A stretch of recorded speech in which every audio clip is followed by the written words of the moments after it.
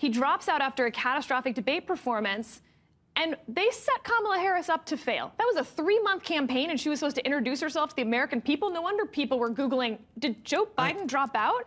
And so... No. No. You're saying 3 months wasn't long enough? It was too long. It was long enough. It was long enough. If they had a primary... It's not that they didn't have time to introduce. They met someone and they didn't like them. If they had had a primary, they wouldn't have picked her. And if they had, That's she would have been different. able to Yes. rough out those edges that then she basically has to start from scratch with a campaign team she didn't hire that didn't like her, right? It was his team. All right, so in this video, we've got Bill Maher. Yes, that Bill Maher, the guy who usually leans left harder than a Bernie Sanders lawn sign, absolutely wrecking a couple of ultra-woke guests on real time. And let me tell you, when even Bill Maher is throwing up his hands and saying, yeah, this is getting ridiculous, you know the wheels are officially falling off the narrative train. Here's where it gets extra spicy. The very same folks who have spent years branding conservatives as unhinged conspiracy theorists are now out here floating their own tinfoil hat theories about election fraud. The irony writes itself. Conservatives have been raising concerns about election integrity forever, asking for basic stuff like voter ID and transparent processes, only to get labeled as fascists, racists, or worse.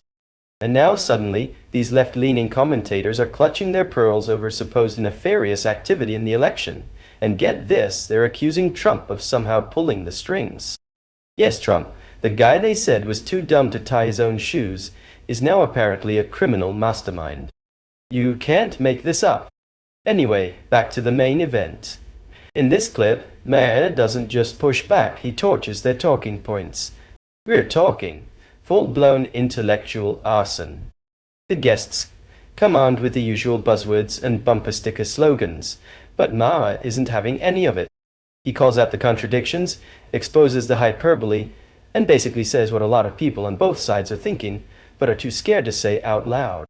So let's get into it, the moment where Maher turns the tables and dismantles the woke logic right there on live TV. Buckle up. I also think everything the candidates, especially the Democrats, do to get voters annoys them. The constant texting. Did you get the texts like from Tim Walz every 5 minutes, and like always begging for money and knocking on doors? We've got people knocking on doors. People don't want knocking on your door. Who in this day and age wants someone knocking on? Kids don't even like it when a phone call. That's like too much of a invasion of their privacy, which they don't care about. Who might emerge as the strongest Democratic opposition leader in the next Trump era? Oh, well, that's a good question. I mean, like Adam Schiff, he won, right, big. And he won big. I like Wes Moore. Wes Moore's fantastic. He's in Maryland. Yep. But who's going to be the one? Gavin Newsom, we have here in this state. He's already like called the legislature to. I mean, Trump hasn't done anything yet, but I understand the. This was the problem. You know, there was a 2014 study that showed that Fortune 500 companies were more likely to pick a female CEO if the company was struggling, basically setting women up for the big job, but to also fail. If they did well, fine. But if they failed, like, look, we have a female CEO while failing. And that's what I feel like they did to Kamala Harris. When Biden refused to step aside and not run again, he was supposed to be that bridge. He backed off on that promise due to arrogance. And then let's break this one down, because the logic here is all over the place. There's this weird claim floating around that the Democratic Party was somehow forced to make Kamala Harris their candidate. Forced? By who? The party wasn't under some divine obligation to pick her. They had a whole roster of people to choose from, and they went with Kamala. So if the folks running the DNC are supposedly these master strategists, why on earth would they back someone they thought was doomed to fail? It just doesn't add up. If Kamala was a guaranteed disaster from day one, wouldn't it make way more sense to put someone stronger in that spot? Someone who could actually energize voters, or at least not tank the ticket? But no. Instead, we're supposed to believe they knowingly went with someone who couldn't deliver. That kind of thinking doesn't just strain logic, it body slams it. Now let's talk about this idea that Fortune 500 companies are more likely to appoint a woman CEO when the company is on the verge of collapse. But even if there's some truth to the stat, The explanation is probably way simpler. If a company's been run into the ground by a long line of mediocre men, maybe the board finally decides to shake things up. Maybe they're desperate enough to try something different. Bringing in a woman at that point isn't some weird setup to sabotage her. It's probably just a last-ditch effort to save the ship before it sinks. This idea that there's some secret plot to set women up to fail is just more evidence of how far off the rails the woke narrative has gone. Instead of grappling with the real challenges of leadership, crisis management, or corporate culture, they jump straight into these wild victimhood theories. It's not thoughtful, it's not honest, and it definitely doesn't reflect how the world actually works. But hey, when your entire worldview is built around identity politics, I guess you've got to find oppression under every rock, even if you have to invent it yourself. I think that that is a very high degree of difficulty to put on anybody. And I do not think she is the perfect candidate. I tend to agree with Sarah that probably in a fully litigated primary, she probably would not have been the Democratic nominee, but we'll never know that. But I will tell you that, like, there's never been anybody who's had the difficulty of that situation, elevated that late in the campaign. Why? Democrat would have needed to run away from Bill, the I don't know Biden if you know this, but the Vice President of the United States is basically shoved in a broom closet for 3.5 years. I know. Like, you couldn't. She was more popular in there. Yes, well.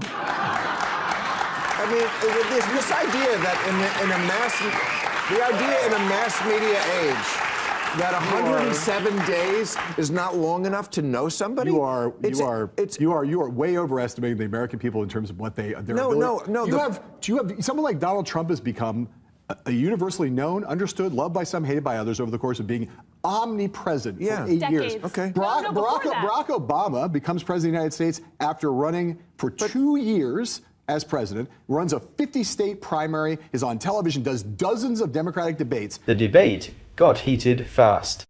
No surprise there. They couldn't find any common ground, and things just kept escalating. And like clockwork, Bill Maher came in with his usual sharp takes and basically ran circles around his guest. He wasn't just holding his own, he was dominating. The guest didn't stand a chance. This one's definitely worth watching, so if you're into this kind of content, make sure to hit that subscribe button so you don't miss any of the other breakdowns and hot takes coming up. Alright, let's jump back into the video. Okay, but I don't know if you ever watched this show, but I had Michael Douglas on this week. Yeah. At the top,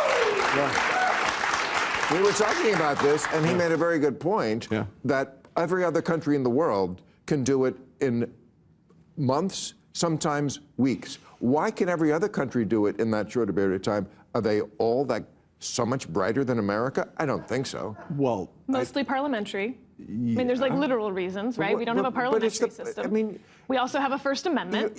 We don't make people campaign this whole time. The American people want to give them $20, and so they can afford it. I mean, small dollar donors are arguably the worst thing that's happened to our politics, as it turned out. It's a small dollar donor didn't make $20 billion. No. A lot of it. Some of it, yeah. A lot of it. And they represent about 2% of our country. There's a few special PACs in there that saw $100 million plus. Those are bad too. I think you can believe that you could have shorter elections in America, but it's not like we don't know. In Britain, for instance, when you have a short election, it's not like you don't know who the leader of the party is for months and years before that. But you're either the person who's Googling the day before, did Biden drop out, or you know in a week. You know, did anyone in this audience not know enough about Kamala Harris pretty much after a week to make a decision? No. Yeah, you just people. How are you it's ridiculous. We just get sicker of them. What? So how are you going to tell people they can't say talk the same about politics? What? How with free speech that I know you love? Yeah. How are you going to limit people's ability to run for office? I'm not limiting. We're not making a law. Bill Maher was on fire in this episode of Real Time. Now look, I don't always agree with the guy. He's hit or miss depending on the day, but this time, he nailed it.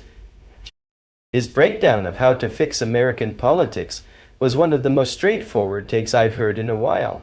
Get rid of lobbyists, cut off third-party donations, and make sure politicians are only getting paid through their government salaries.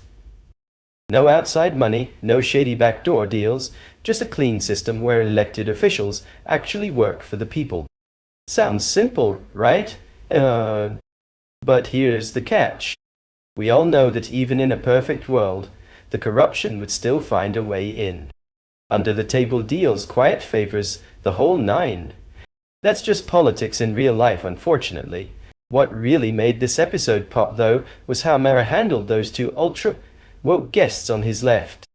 I don't even know who they were, and honestly, it doesn't matter.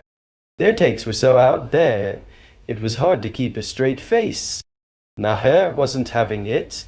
He cut through the nonsense with surgical precision and shut them down completely.